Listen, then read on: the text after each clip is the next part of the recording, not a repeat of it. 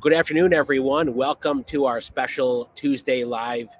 I've got grants and fundings to tell you about today, specifically some new ones. There's grants that are due this Thursday. There's another grant due Friday. Uh, as always, we've got them all up here in the tabs. We've got links in the description. And we have a very special guest today. I'm going to bring in Diondraya in a minute.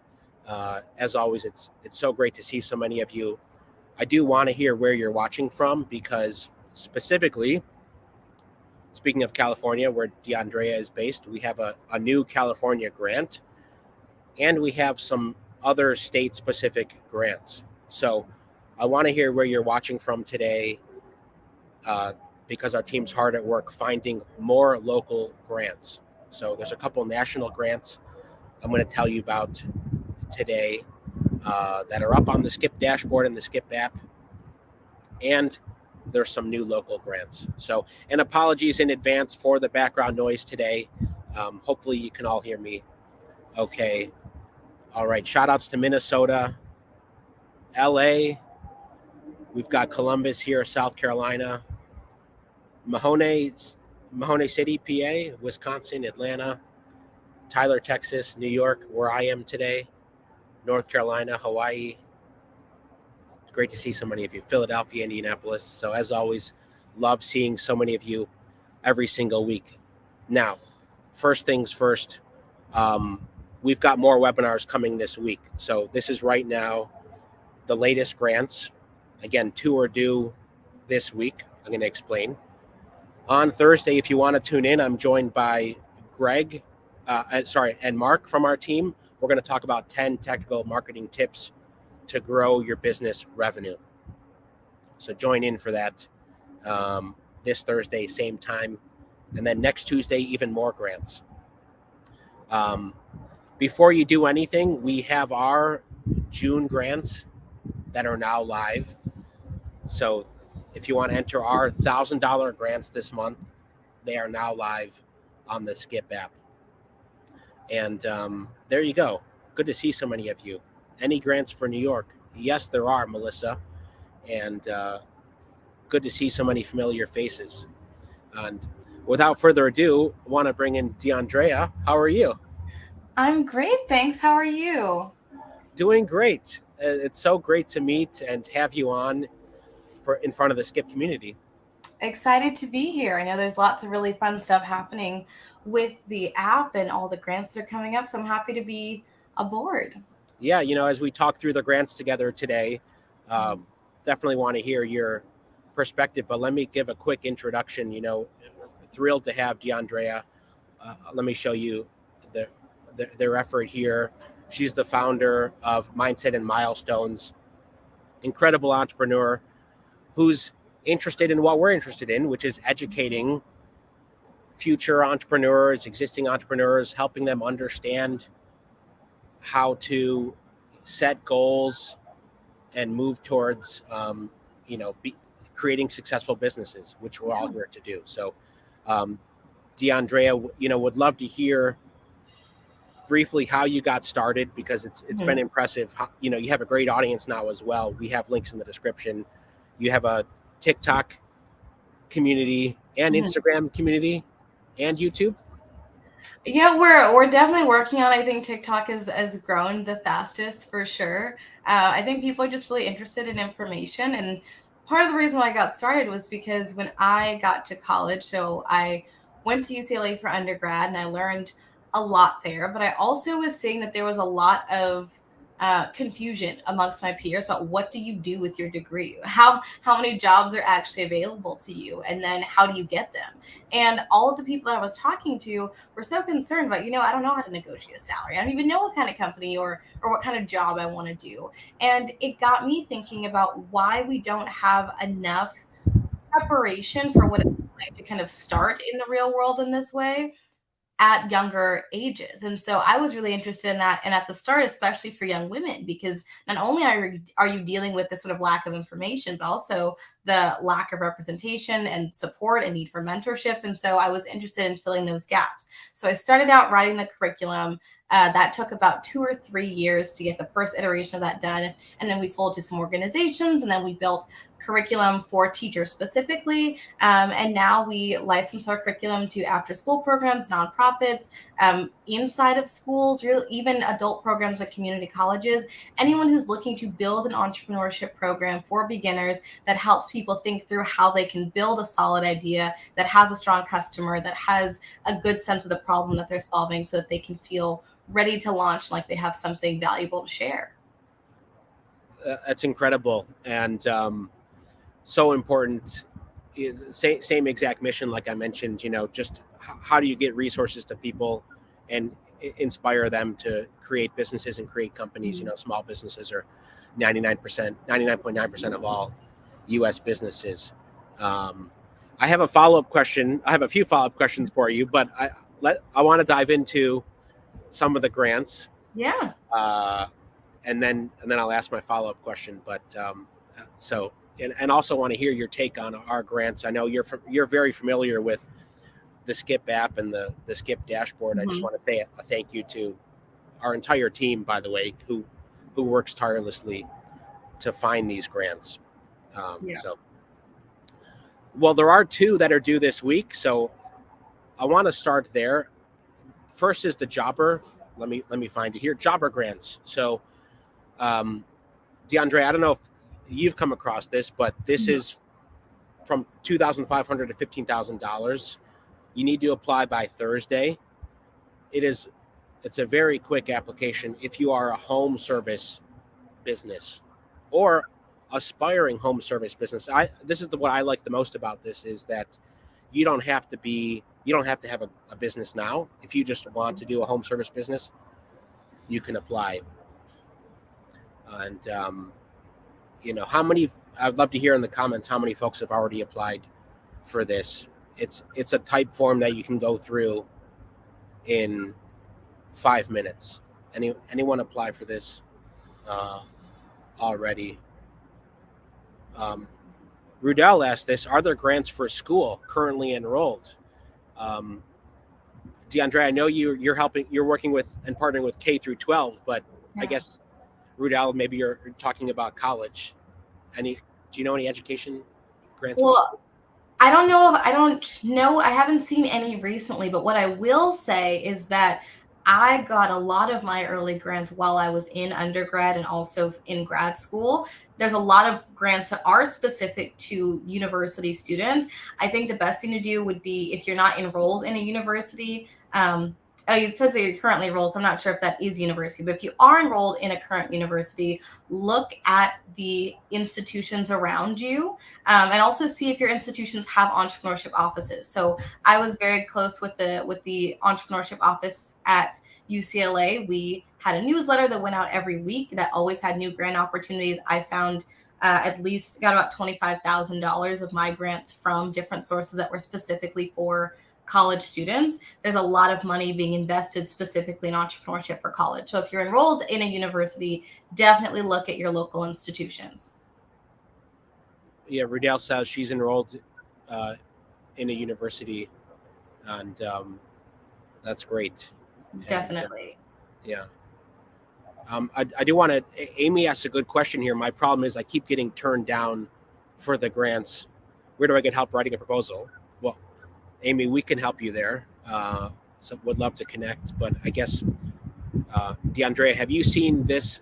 So the data we see all the time is everyone wants to apply, but you lose momentum and then you never finish the application for various reasons, but mainly maybe you don't have time to write the proposal. What are you seeing?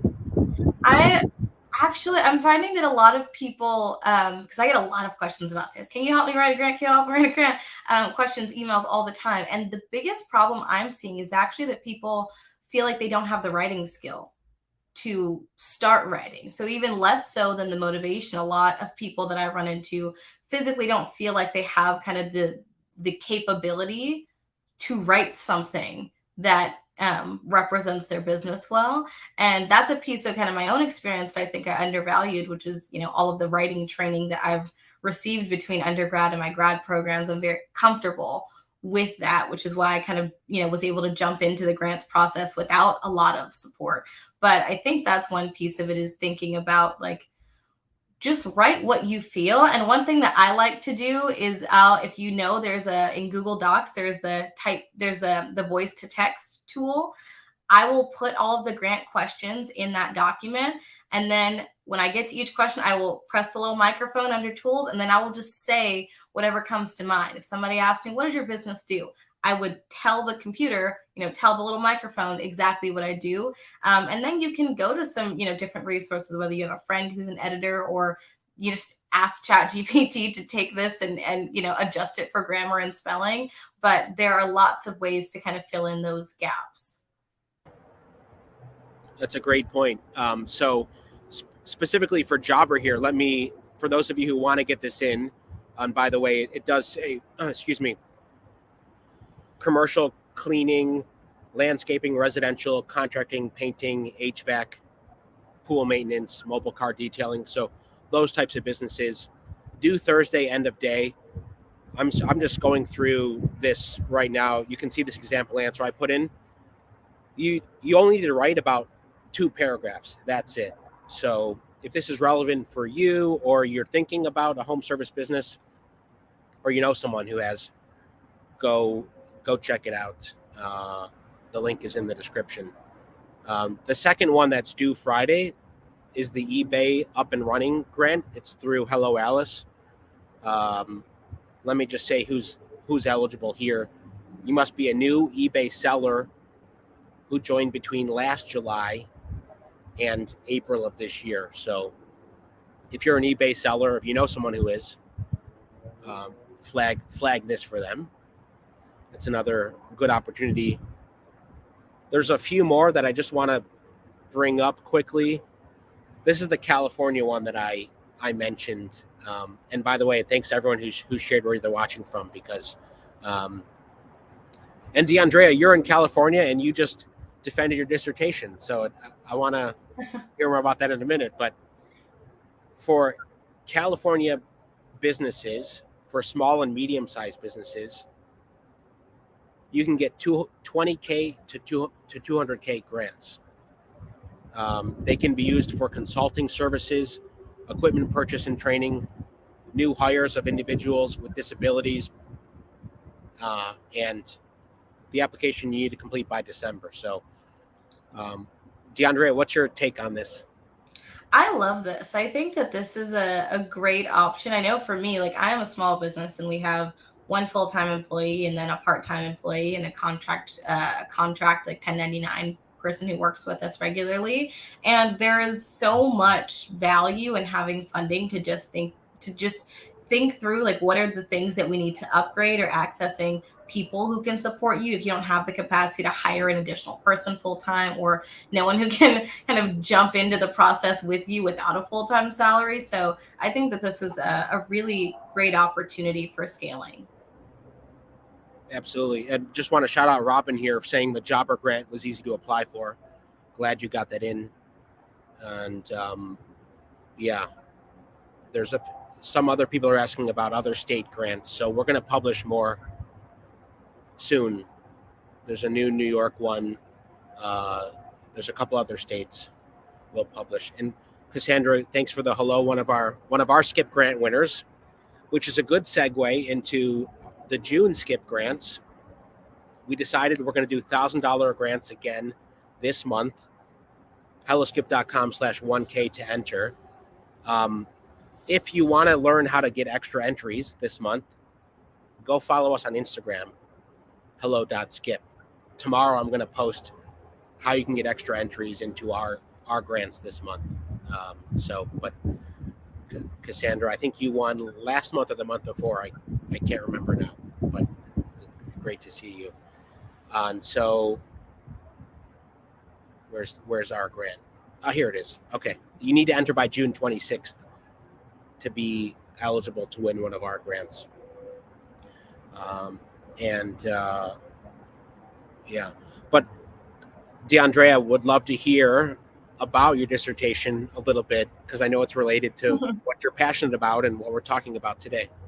Sure. So my dissertation focused on risk taking in classrooms. So my PhD is in education, higher education specifically. And my kind of general interests are how do we help students in high school prepare for college? And then how do we help students in college prepare for the real world by providing more opportunities for them to engage in the ways that we think are going to be important in the workforce that they're trying to get into. And I think for me in particular, I'm finding that problem solving is a really big piece of what employers are looking for today. This kind of ability to be presented with a problem as an employee and not be given a playbook and just say, I need you to go find a solution to this.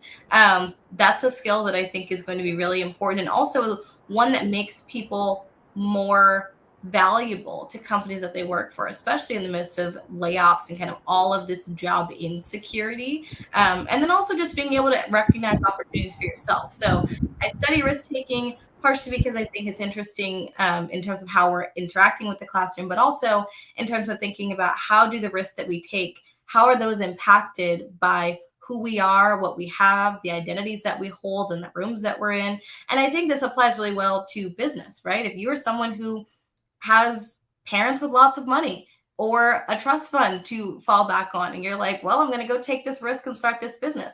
Is the magnitude of that risk the same for you as it is for someone who is supporting their entire life all on their own? There is no support, there is no backup plan. That is kind of the calculation that we're missing, which is how do we figure out the level, the magnitude of risk, and then think about that as we, decide who are the risk takers or who are the people that we've just kind of ignored because the risks that they're taking, we aren't acknowledging the right way. That's a great point. Did you look at how entrepreneurs? Because I'm always amazed by the fact that there are 33 million small businesses in the U.S. I've Mhm. mentioned that to friends, and they're like, "That's insane." How those 33 million folks would identify themselves on a risk spectrum? Would they consider themselves very risky? I guess it's all their Mhm. perception. I don't know if you've seen data Yeah. there. Or you have a sense of how would entrepreneurs identify themselves on the risk spectrum? Do they think they're taking a huge risk, or they're naive? I've considered myself a naive optimist because I don't know what I'm getting myself into lots of times, and you just Yeah. push forward. I think it really depends. I will say in the literature, we found that on the average, women are less likely to rate themselves on extremes of any nature. And so we find that, like, if you ask a bunch of people, women and men, like to rate themselves on risk taking, you will likely find that men will rate themselves higher on risk taking. My kind of perception as a researcher is I don't know if that necessarily means anything relative to their actual risk taking. And so I'm really interested in how do we develop a measure that does get closer to measuring actual risk taking, considering context, considering identities, and sort of all of the things that contribute to your uncertainty, which is kind of the heartbeat of what risk is how much uncertainty are you accepting as you choose to engage in a particular task. But to your point, I think a lot of people would maybe not rate themselves risk takers. I think some people who just see themselves that way, kind of doesn't matter what they're doing, they just feel that way. And also all of our connotations around risk taking, because some people think it's a negative thing. And so if you ask them to rate themselves on risk taking, they would say, I'm very low, even though they might not be, they just don't see it as positive. Yeah, absolutely. And that kind of leads to what we observe a lot with grants, right? Grants we love talking about. We donate our YouTube revenue to make grants possible. Mhm. We have a whole Skip for Good initiative because we believe in helping entrepreneurs. Also, besides kind of the memberships we sell, but grants are a gamble. So in that sense, you're going to apply. First of all, you should apply because you can't win if you don't apply. Yeah. Um, it's still a risk. So this is why I always say apply for grants, but don't put all your eggs in that basket because that will be risky. There is no guarantee that you will be as lucky as Cassandra here. I think there's a few other winners in the chats, but Cassandra was picked out of the thousands to win an April grant. Everyone else that's won a Skip grant, that's risky, or rather, it's low probability. It's not nothing, but it takes a while. So that's one of the reasons why we have partners like Funding Circle, Blue Vine. If you want to control financing, like you really need 100,000 or 50,000 to look at those options. Blue Vine, New Tech with the SBA 7A loan. So that's the tie-in to say if you want to de-risk and you really need funding, know your options. Yes.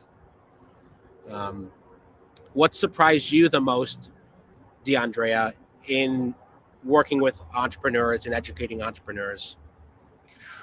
I think the biggest thing is that there are so many people who feel like entrepreneurship is for like special people. That there kind of is something inherently, in you that you either have it or you don't. And there's a lot of just, general perception that like, I'm not special enough for that. I'm not the right person for that. I'm not the right type of personality for that. And something I always tell people is that the best entrepreneurs, in my personal opinion, are people who are self-aware. So if you know what you're good at, what things that are within your wheelhouse, or also the areas that you're not that great, the areas where you need more support, if you are a good entrepreneur, you can acknowledge that as accurately as possible and then find support in those areas so that you can spend as much time as possible doing the things that you're good at and leveraging people who are better at the things that you're not good at. But if you think that you can do all things, then you kind of have a different problem up your sleeve. So I'd say that that's the big one, that it's only for certain types of people and they disqualify themselves. Yeah, anyone, I mean, different strengths obviously lend themselves, but that's a variety of things. It's if you have people that complement your skill set, you know, if you're a risk taker or you're shoot from the hip, you have someone who's very organized, or you have someone who's, as long as you have complementary people to work with you, you can be set up for success. Yeah, I mean, I know someone who was like, I'm not a very charismatic person. I don't like talking in front of people. He started his company and then hired a CEO. It's like, that's not for me, but I do want to found this. I do think that this should be a thing. And so he sat in the role that made sense to him. Yeah, absolutely. Or like, and this is, just to plug, obviously, our one-on-one memberships, but we love working with entrepreneurs because we have people who've have a ton of business experience. And, if you don't want to figure out your profit and loss statement yourself, I mean, you should know basics there, but you don't need to be an expert. You can hire an expert, or bookkeeping or accounting or things like that. So you can loop in the right people, and there's enough resources out there, and you don't need to hire the right people full time. You can leverage experts, service professionals, grant writers. And so, yeah, I just want to acknowledge a few of these great comments. Tavanda, congrats on getting in the progressive grants through Hello Alice. I know that was a popular one on our app. Glad you got that in. Wishing you luck. And Katie asks, is it too late to enter our $1,000 grants? Not for June. So we do this every month, Katie. Basically, the last Tuesday of every month is when we pick winners live right here. And then the rest of the month, we're talking about new grants, new funding. So Katie, you can enter for our June grants. Link is in the description or on the app, or helloskip.com/1K. Gwendolyn says she's been in business for 18 years. Yeah, congrats. I'd love to ask you kind of what surprised you most over those 18 years, but maybe we could do a 10-hour mini series just on that, I'm sure. Here we go. Another Skip grant winner, equal in the same. Good to see you. Good to see you back. And so for those of you who have specific grant questions, when you look on the Skip app, I hope you'll get in touch with us, or you'll ask questions here, because our main goal is to help you find funding opportunities that work for you and help you apply and increase your chances of winning this funding. So that's one of our main goals. A lot of great comments here. Diondraya, what do you want the Skip community to know about, what you're doing and how you're helping entrepreneurs? Yeah, well, if you are interested, feel free to go follow me on TikTok. That's kind of, I would say, for this audience, the best place to reach me. But the other side of it is that I am really interested. I love working with students. I love working with organizers and folks who are trying to get kids into entrepreneurship. So if you have, local community groups or school clubs or after school programs or a nonprofit that's looking to get students interested, or you just want your student to do something fun this summer that also has a little bit of value, please feel free to reach out. We have summer courses, we have programs and collaborations. We have lots of opportunities for students in the K-12 range to get excited about entrepreneurship. And I love that I get to kind of go all the way from the kids to the adults in terms of contributing to the ecosystem. Absolutely. And would love to even have a snippet or a feature it on the app. A lot of people will discover what you're doing on our app as well. So yeah, I would love that. Yeah. And yeah, I think wherever anyone is at in their entrepreneurship journey, it's never too late. So if I would have loved that early on in K through 12 to have been exposed to entrepreneurship. And, I think the trend will only continue. What generation is that? It's not Gen Z, but I think Alpha. Is that what they're called? I believe that is the new one. The Alpha generation. I always wondered what the the new generation is. So it's Alpha then Gen Z. Is that right? If I am correct, yes. Well, fact check me. Yeah. Well, there we go. So, as always, if you know anyone who's getting started in entrepreneurship, who's in high school, or even how about college students? Like, we definitely do have some programs available for students who are just starting, even in their early phases of college, for sure. That sounds great. And Tavanda says, I'm enjoying the Skip app. It's user-friendly and easy to navigate, which reminded me, I did want to give a shout out to a recent Skip review, but now it went away on my phone. But to everyone who's left reviews for Skip in the App Store and Google Play, thank you. I mean, our ratings have shot up. We have, close to 100,000 downloads on both iOS and on our Android app in Google Play. So just thank you to everyone who's been not only downloading the app and using it, but giving us feedback. A few weeks ago, some of you talked with our head of product. So we take all of your feedback seriously. We pride ourselves in being one of the best funding resources in the U.S. So thanks, everyone. And thanks to everyone who tunes in every week as well. Love seeing familiar faces and hearing where you're watching from, because next week we're going to go more in depth at local grants.